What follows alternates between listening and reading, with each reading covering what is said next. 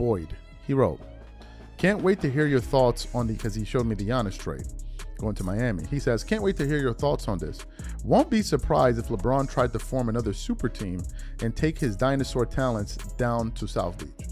When I saw that, I'm like, this is not even worth doing a show. Like, why would that happen? This clip ignites the entire discussion, presenting the outrageous rumor that initially seemed too absurd to even consider. The viewer, James Boyd, bravely suggests LeBron forming another super team with dinosaur talents in South Beach, a notion the host vehemently dismisses. This isn't just a rumor, it's a direct challenge to LeBron's current narrative. The visceral reaction from the host, "This is not even worth doing a show," immediately grabs attention. It positions the audience to question, why would someone even suggest this? Is it truly that far-fetched? The mention of Giannis' trade going to Miami simultaneously elevates the stakes, implying a monumental shift in the NBA landscape. The single segment sets the stage for a dramatic reveal, drawing the viewer deeper into the potential seismic changes in LeBron's career path and the league as a whole.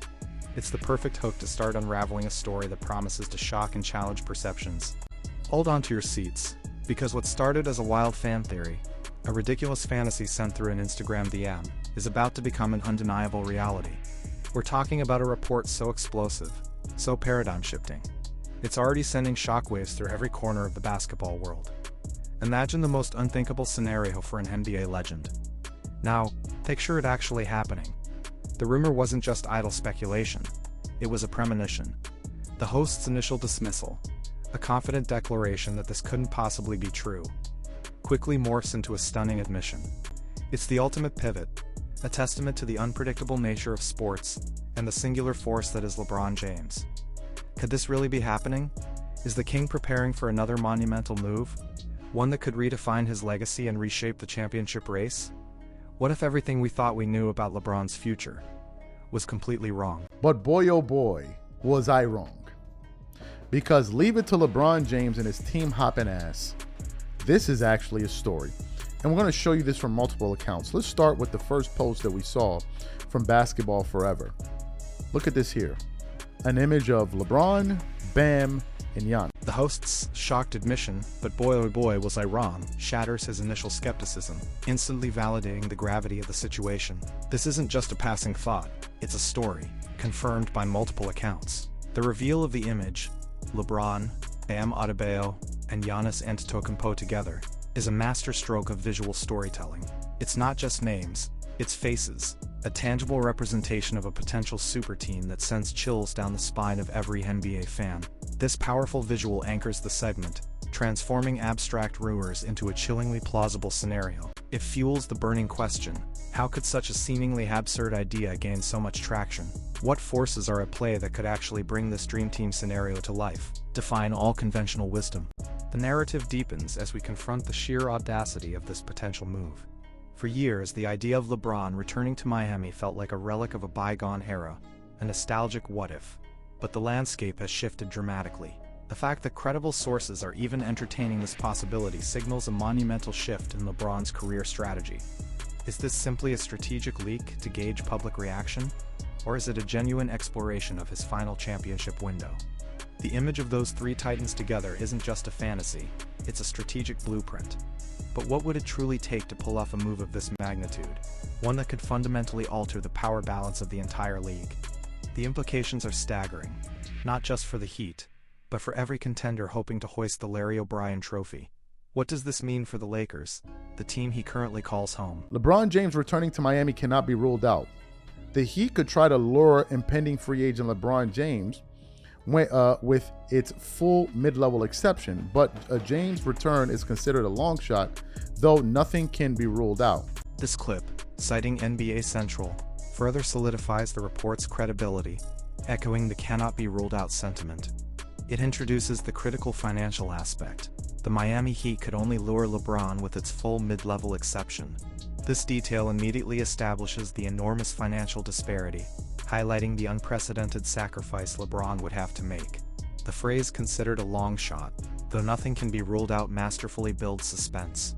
It acknowledges the difficulty but keeps the door tantalizingly open, reinforcing the unreal nature of the situation. This segment transforms the speculative into the plausible, setting up the core conflict of the documentary. Will LeBron prioritize an unprecedented ring chase over his astronomical current salary? It's a question that cuts to the very heart of his legacy and competitive drive. The financial hurdle isn't just a detail, it's the elephant in the room. LeBron James, a bona fide billionaire, currently commands one of the highest salaries in the NBA. To even consider a mid-level exception is to entertain a pay cut of astronomical proportions. This isn't a simple contractual negotiation, it's a litmus test of his true motivations. Is the allure of another championship, potentially alongside Giannis and Bam, so powerful that it could transcend personal wealth? Or is the long-shot descriptor a thinly veiled warning about the unlikelihood of such a financial sacrifice? This report isn't just about a trade, it's about a philosophical debate on what truly drives the game's greatest players. The idea is shocking, but the financial implications make it almost unbelievable. Could this be the ultimate test of his commitment to winning, or a clever negotiation tactic to secure a better deal elsewhere? Then we have another post here from Fadeaway World. It says, LeBron James returning to Miami cannot be ruled out but remains a long shot.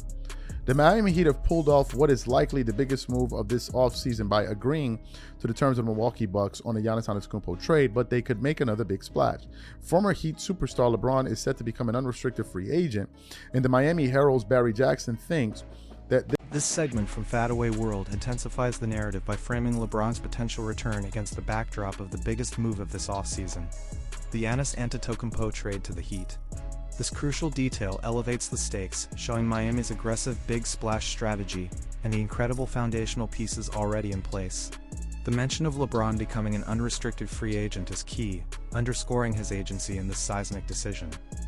Barry Jackson's reaffirmation from the Miami Herald provides a local, authoritative voice, reinforcing that this isn't just national chatter.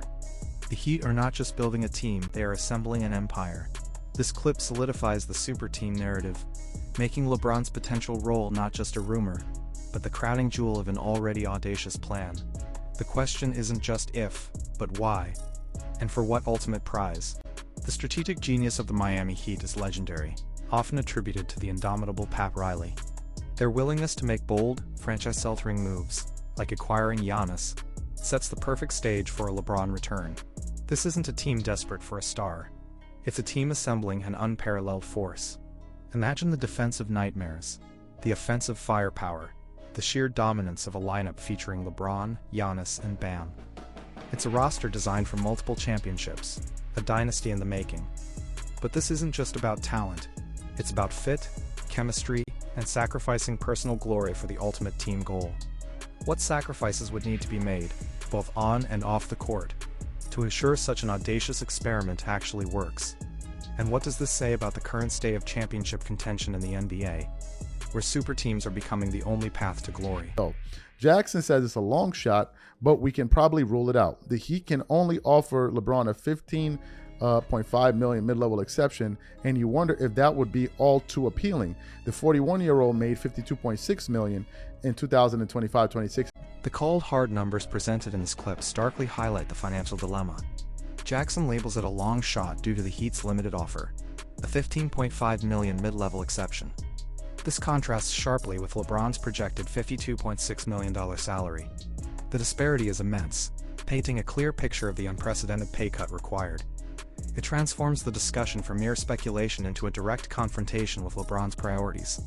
Is winning truly paramount, or does the comfort of maximal earnings and lifestyle take precedence? This clip injects a dose of sobering reality into the super team fantasy, forcing viewers to consider the personal cost of such a historic move. The 41-year-old detail adds another layer, emphasizing the time sensitivity and the gravity of his final career decisions.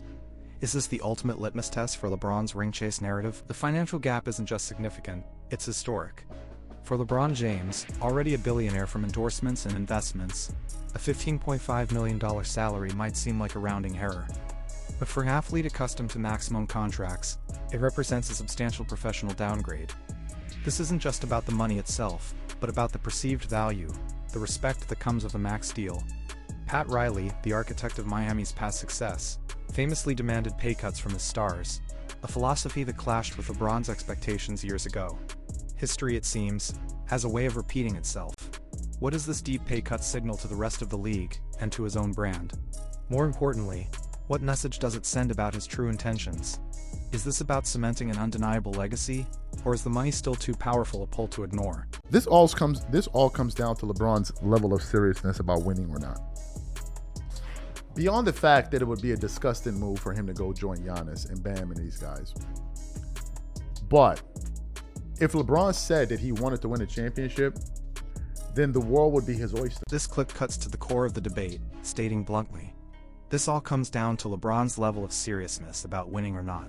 The host doesn't shy away from calling a potential move to join Giannis and Bam disgusting, injecting raw emotion into the analysis. This controversial framing immediately polarizes the audience, challenging conventional notions of competitive integrity. The powerful assertion that if LeBron wanted to win a championship, then the world would be his oyster establishes a clear benchmark for evaluating his motives. It implies that true champions prioritize winning above all else, including money or comfort. This segment sets the stage for a deeper philosophical dive into LeBron's legacy and competitive ethos, forcing viewers to question what truly drives one of the greatest players of all time. Is his desire to win as strong as his desire for control and wealth? The disgusting label might sting, but it articulates a sentiment felt by many purists. Forming super teams can dilute the competitive spirit of the game. Yet in modern basketball, it's often seen as the only path to multiple championships. This narrative challenges us to consider LeBron's true motivations. Is he chasing rings, or is he chasing the easiest path to rings? The world would be his oyster line suggests that with his talent he could elevate any team, but instead he seeks ready-made dynasties. This isn't just about where he plays, it's about the very definition of a champion in the 21st century. What defines greatness in an era dominated by player empowerment and mega-team formations? Is it raw talent, or the ability to uplift a franchise regardless of the supporting cast? The answer could redefine his place in basketball history forever. I don't know what that would come out to after taxes, maybe $10 million or whatever it is, to go play in Miami, and he accepted the mid-level. I would be like, LeBron he wants to win. He wants to win if he did that. But because we're talking about the money, because the biggest question, I said it yesterday, and I'm gonna say it again, the biggest issue here is not going to be is money. The host presents a hypothetical. If LeBron were to accept the mid-level exception, perhaps $10 million after taxes, to play in Miami, he would be like, LeBron he wants to win. This thought experiment brilliantly isolates the winning versus money conflict. The immediate pivot, but because we're talking about the money, the biggest issue here is not going to be, is money, forcefully asserts the host's central argument. This isn't a subtle insinuation, it's a direct, unambiguous declaration. The repetition of money underscores its overwhelming importance in this equation, challenging the ring chase narrative many media outlets promote. This segment sets the stage for the deep dive into the financial motivations that, according to the host, are truly driving LeBron's decisions, stripping away any pretense of pure athletic ambition. Is it really that simple? Is it all about the money? This bold declaration flips the script on LeBron's public image. For years, he's been lauded as the ultimate competitor, a player driven solely by the pursuit of greatness. But what if that narrative is incomplete? What if, beneath the desire for championships, lies an equally powerful, if not stronger, drive for financial remuneration and control? The host's insistence that money is the biggest issue forces a reevaluation of everything we think we know. It's a provocative claim that demands proof, and the subsequent arguments will attempt to provide just that. This isn't just a critique, it's a fundamental challenge to the established order of sports narratives. Why are we so uncomfortable discussing the financial motivations of billionaires? Could this be the inconvenient truth that nobody wants to hear, but everyone suspects? They are trying to guise it as, oh, respect. Pay me to show me you respect me, right? Meanwhile, you're a billionaire. If money wasn't the deciding factor for LeBron, he could go play anywhere. He could go play with the Heat. He could go play with any team, really. He could go play with the Knicks. He could go. Somebody will create some space for him. This clip directly confronts the respect argument, often used to justify high player salaries, asserting that such claims are merely a guise for money. The host's pointed rhetorical question, "Meanwhile, you're a billionaire," immediately highlights the hypocrisy. He argues that if money wasn't the deciding factor, LeBron could go play anywhere, including with the Heat or even the Knicks, with teams making space for him. This segment dismantles the emotional and narrative justifications for max contracts, reducing them to pure financial calculus for a player already possessing immense wealth. It challenges the romanticized view of a superstar making sacrifices for team success, framing it instead as a business decision. This clip forces viewers to confront the uncomfortable truth. For a billionaire athlete, is respect truly worth tens of millions? Or is it just another word for maximal earnings? What's really holding him back from undisputed greatness? The respect argument is a powerful one in sports, often used to justify contract demands. But when applied to a billionaire, it can sound hollow. The host's challenge forces us to consider the true meaning of player empowerment for someone already at the pinnacle of both fame and fortune. If the goal is solely to win, as LeBron often states, then why wouldn't he embrace a path that maximizes team talent, even if it means a reduced salary? The idea that he could go play anywhere but doesn't, due to money, is a damning indictment of his priorities. This isn't about criticizing wealth, it's about questioning the narrative. Are fans being sold a dream while the reality is far more transactional? This segment pushes us to look beyond the headlines and truly dissect the motivations of modern sports icons. Is the pursuit of an even larger fortune inherently incompatible with the pursuit of ultimate victory? Do you know Michael Jordan during the Chicago Bulls run wasn't even making like $10 million a year? Are y'all aware of that? It was only like the last 2 years of his contract where I think he got paid $33 million each year. Prior to that, Jordan wasn't making any money. Do you know why? Because Jordan was thinking team first, number one. Number two, Jordan knew he could make more money off the court than he did. The host delivers a powerful historical comparison, revealing that Michael Jordan, during his legendary Bulls run, wasn't making like $10 million a year, only securing massive contracts in his final 2 years. This immediately shatters the modern perception of superstar salaries. The host explains Jordan's rationale. He was thinking team first and understood he could make more money off the court than he did as a salary. The stark contrast between eras frames LeBron's current situation within a historical context, implicitly questioning his priorities. Jordan's willingness to prioritize team success over individual salaries sets a demanding benchmark, making LeBron's perceived financial demands appear less noble. This segment serves as a potent reminder that not all legends built their empires solely on on-court earnings, but rather on the unparalleled success that followed team-first decisions. Does LeBron measure up to this historical standard? The Jordan comparison isn't just a historical footnote, it's a foundational argument. It presents a different model of basketball stardom, one where on-court earnings were secondary to the immense marketing power generated by championship success. Jordan's example suggests a strategic foresight: win big, and the endorsements will follow.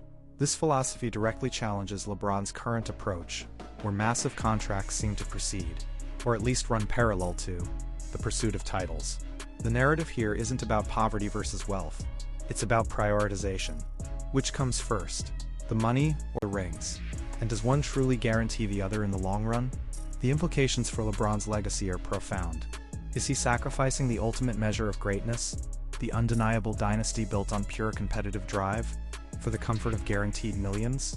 What happens when the money becomes the story, not the championships?